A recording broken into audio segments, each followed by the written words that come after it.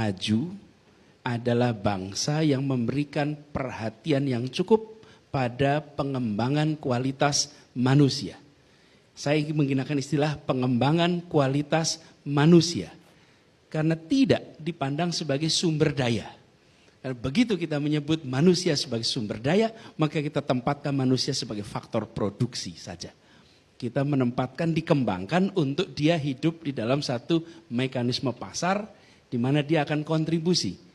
Karena itu pengembangan kualitas manusia, dan dalam literatur sudah tahu, kita selalu menyebut human development. Sudah tidak lagi menyebut istilah human resource development, human capital. Bahkan sekarang kita sudah tidak lagi bicara semata-mata soal human development, tapi sudah sampai pada fase social capital. Karena bukan pribadinya, tapi kelompoknya. Tapi kembali ke tadi, Bang Karni. Indonesia ke depan perlu memberikan perhatian amat serius pada peningkatan kualitas manusia. Dan itu bukan hanya soal sekolah, itu bukan hanya soal guru, tapi ini soal keseriusan rumah tangga, lingkungan pada masalah pendidikan. Perhatian paling besar harus diberikan pada pendidikan. Bang Ani, yang berada di tempat ini adalah yang mendapatkan keterdidikan. Bukan bicara sekolah, tapi keterdidikan. Yang jadi pembelajar, mereka yang berada di sini. Naik mobil, yang duduk di depan nyetir dengan duduk di belakang, bedanya apa? Keterdidikan. Keterdidikan jadi kunci. Jadi saya merasa ini perlu jadi perhatian amat serius, dan kepala daerah punya tanggung jawab bicaranya soal pendidikan. Karena di sana wewenangnya. Itu nomor satu. Kemudian yang kedua, Bang, terkait dengan Indonesia masa depan. Ini tadi saya perhatikan lagunya God Bless ini, sampai saya catat di sini nih.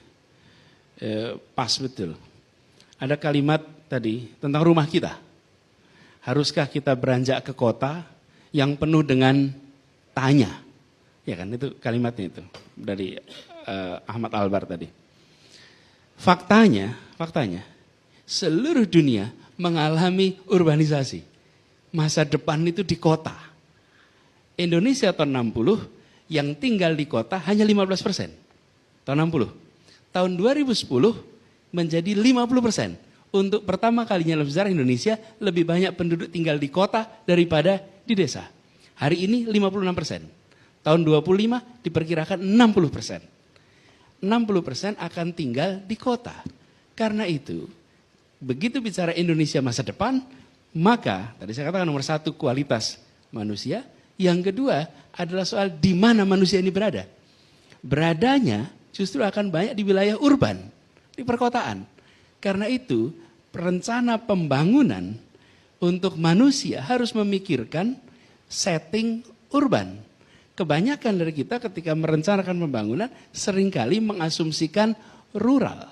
Seperti contoh, kita harus membangun fasilitas dengan asumsi di urban. Satu, air. Ini air mendasar sekali. Dua, energi. Tiga, lingkungan hidup. Ini semua di wilayah perkotaan menjadi tantangan yang tidak kecil. Jadi saya membayangkan, wah ini kalau bicara Indonesia ke depan, maka settingnya urban dan membereskan masalahnya yang dasar. Air, energi, lingkungan. Sesuatu yang seringkali tidak masuk menjadi perhatian utama. Padahal tadi Pak Emil di paling awal menyampaikan betapa masalah lingkungan hidup adalah masalah umat manusia hari ini.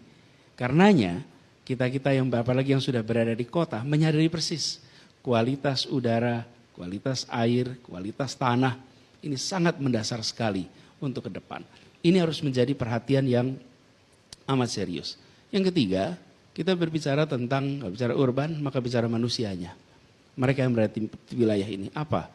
Kami mengalami di Jakarta. Jakarta ini kota di mana datang penduduk dari mana-mana. Yang berada di depan sini, itu kecuali Mas Ganjar. Mas Ganjar ini sempat di Jakarta terus pulang lagi gitu. Pulang lagi. Mayoritas ini bukan Ansor, mayoritas muhajirin ini di sini. Mayoritas orang-orang yang hijrah ke Jakarta ini. Apa yang menarik?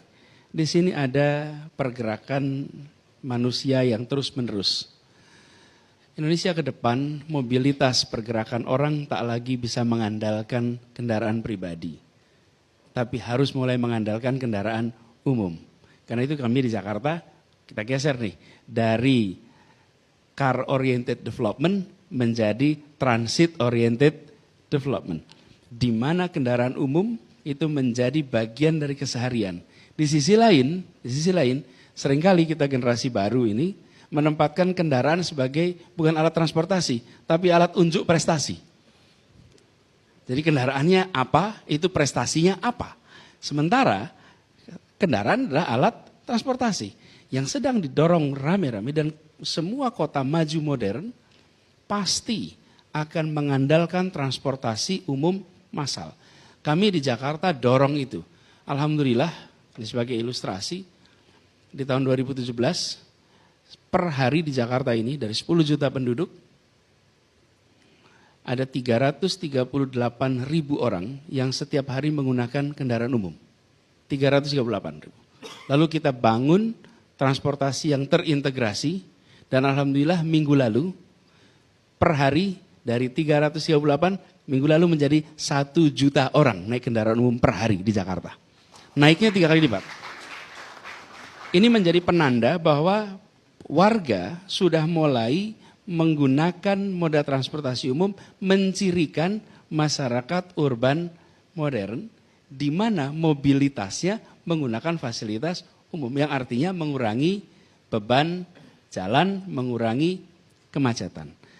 Ini gambaran bahwa kalau Indonesia ke depan jangan mengulangi masalah yang dihadapi seperti kota-kota besar Indonesia hari ini, di mana perencanaannya tidak membayangkan sebagai kota padat penduduk. Urbanisasi akan terus terjadi. Diproyeksikan Bang Ani di tahun 2050 itu 68% penduduk Indonesia di kota. Jangan sampai Indonesia masa depan perencanaan pembangunannya mengulang apa yang dulu kita alami. Contoh saja soal air tadi. Di Jakarta ini salah satu tantangan adalah air bersih. Kenapa? Karena ketika kita merencanakan pembangunan, asumsinya tinggal di desa. Kalau tinggal di desa itu tidak usah dipikirin air oleh pemerintah. Setiap orang bisa bikin sumur, setiap orang akan dengan mudah dapat air. Kalau mau membuang sampah tinggal buat lubang, dia akan menjadi tempat sampah. Begitu tinggal di kota, maka akan ketemu dengan gedung yang bertingkat, air tidak bisa pakai sumur, membuang sampah juga tidak bisa asal buang lubang. Apa yang terjadi? Mindset dari pembangunan kita harus digeser. Ini Indonesia ke depan, Indonesia yang akan berada di tempat urban. Lalu yang terakhir, apakah perubahan ini semua akan mengubah perilaku bahwa urban dan rural? Tidak, urban dan rural tetap kuncinya pada karakter manusia.